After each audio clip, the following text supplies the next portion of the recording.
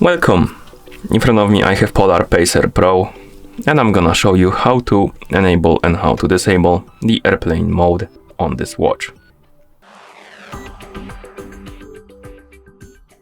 First we need to open the menu on our watch, and you can do it by pressing the back button. Once you open the menu, you can use the up and down buttons to scroll through it. Scroll through the menu and find the settings icon, and once you find it, press the middle button to enter. Then select the general settings and press the middle button.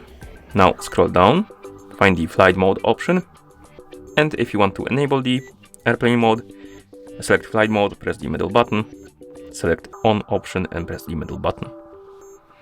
And now the airplane mode is enabled. And if you want to go back to the watch face, simply press the back button a couple of times.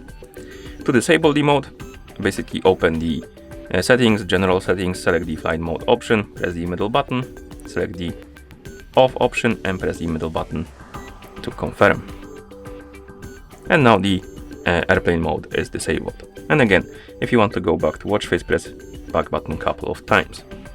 And that's how you enable and how you disable the airplane mode on this watch. Thank you for watching. If you found this video helpful, please consider subscribing to our channel and leaving the like on the video.